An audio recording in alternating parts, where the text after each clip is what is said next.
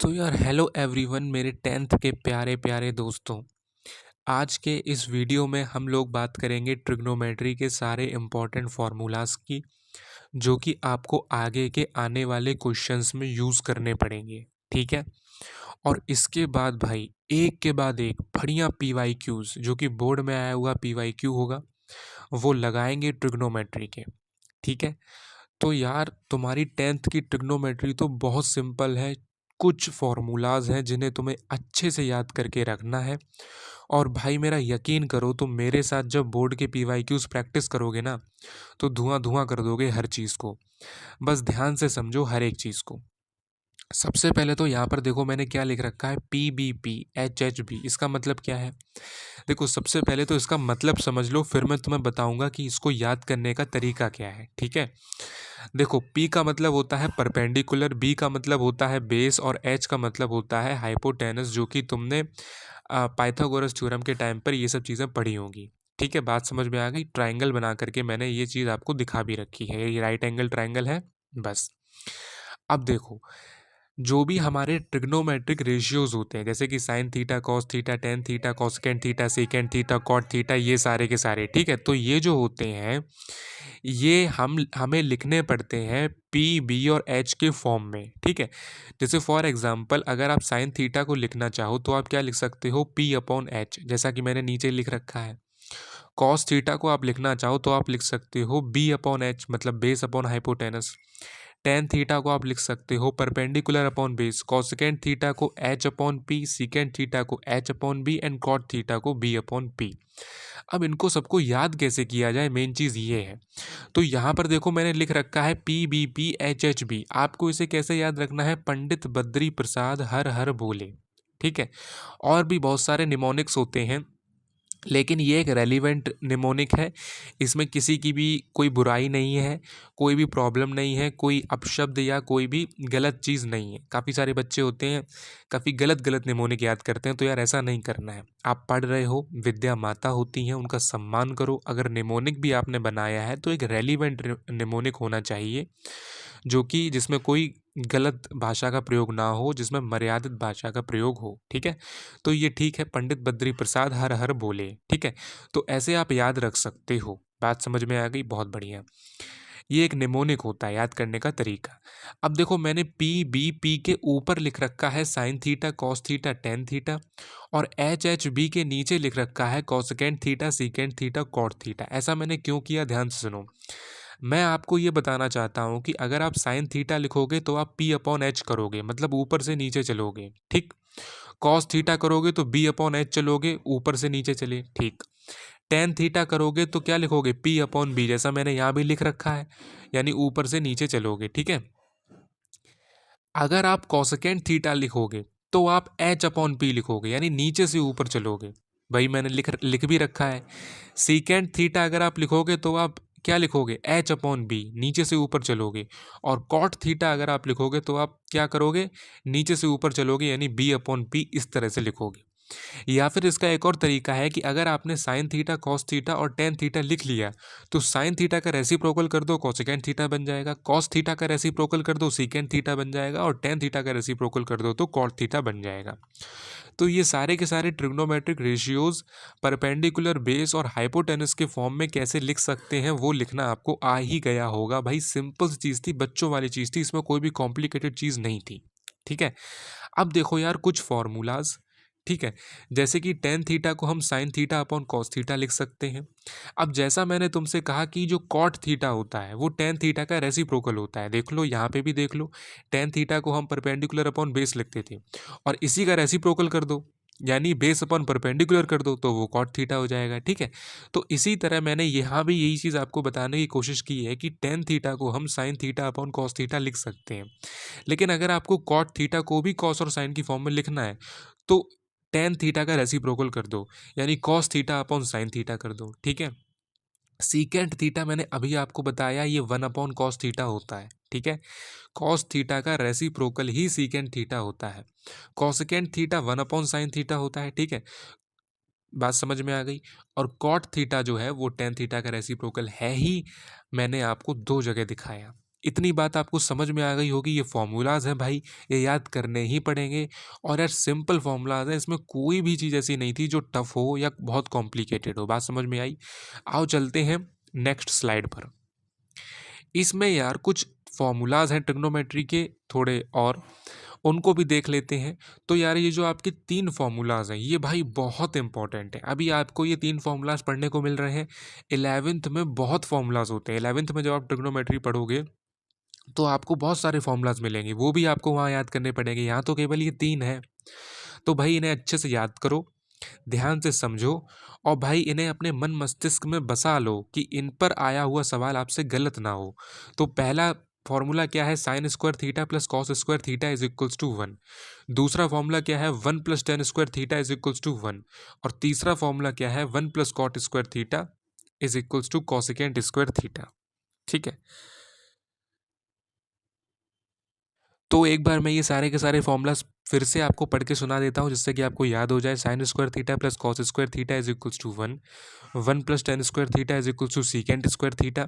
And 1 plus cot square theta is equals to cosecant square theta. बात समझ में आ गई? बहुत बढ़िया, 3 फॉर्मूलाज हैं भाई, याद कर ही लोगे। ठीक है, अब यार बात करते हैं ये ट्रिग्नोमेट्रिक टेबल की, जो कि बहुत इंपॉर्टेंट है।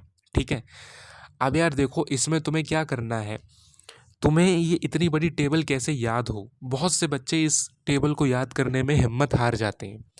लेकिन भाई मैं तुम्हें गारंटी देता हूँ, तुम ये चीज़ जो मैं तुम्हें बताऊंगा अगर तुम ऐसे याद करोगे ना, बहुत सिंपली तुम इसको याद कर लोगे। ठीक है, अब जैसे कि यहाँ पर थीटाज लिखे हुए हैं सारे, 0 डिग्री, 30 डिग्री, 45 डिग्री, 60 डिग्री और 90 डिग्री।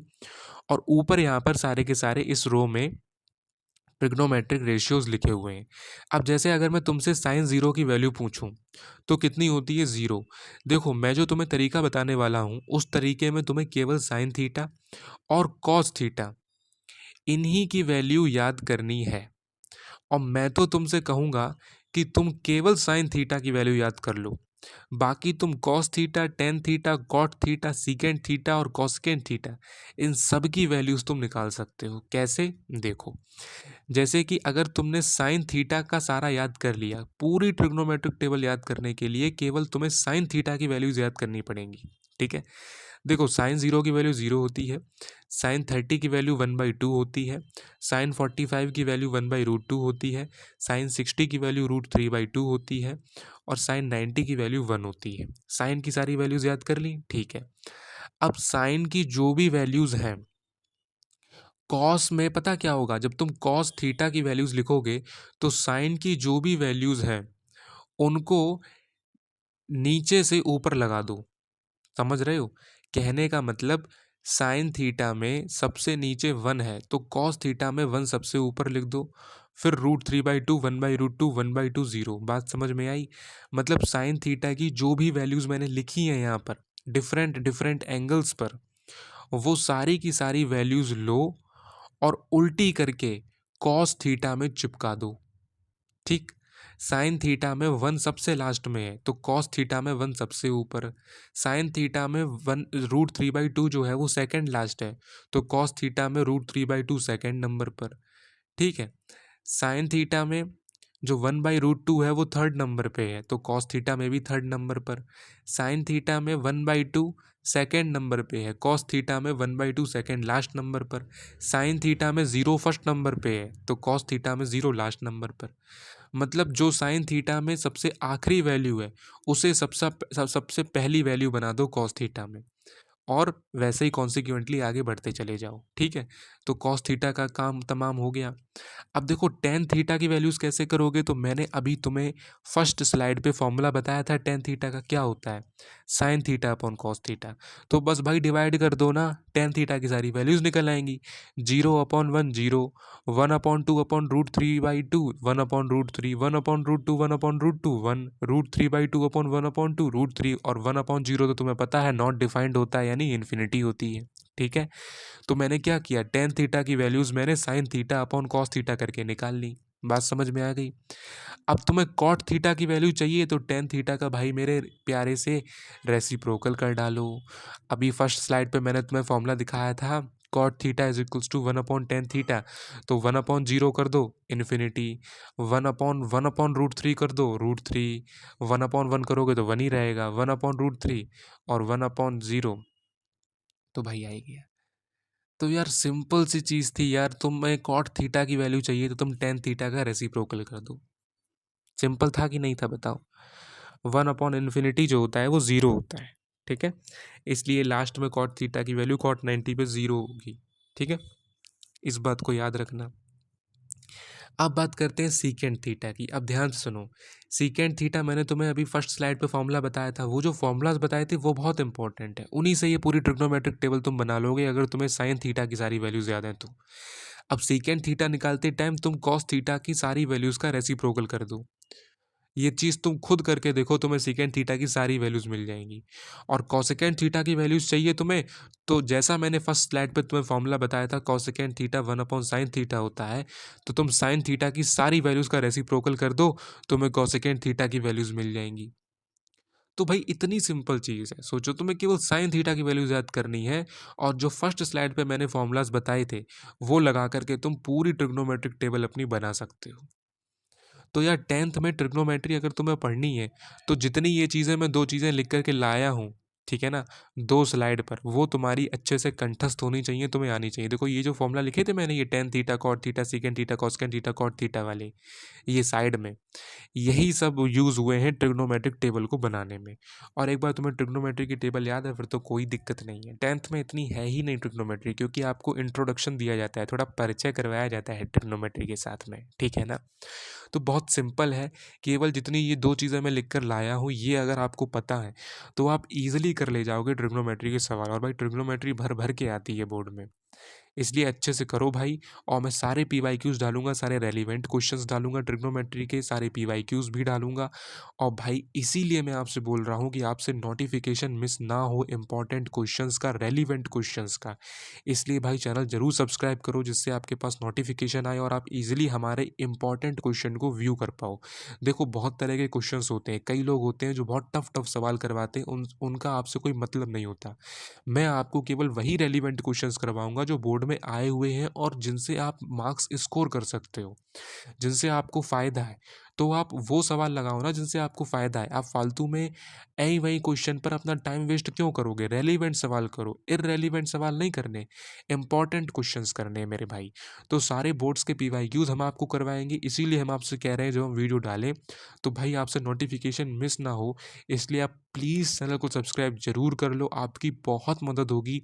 आप मेरा विश्वास करो, आपके टेंथ में बोर्ड्स में बहुत अच्छे मार्क्स आएंगे अगर आपने ट्रिग्नोमेट्री पर अच्छे से फोकस कर लिया, ठीक है। आप उसकी भी स्क्रीनशॉट ले सकते हो और इसकी भी स्क्रीनशॉट आप ले सकते हो। और भाई चैनल सब्सक्राइब करे बिना मत जाना। वीडियो देखने के लिए बहुत बहुत धन्यवाद।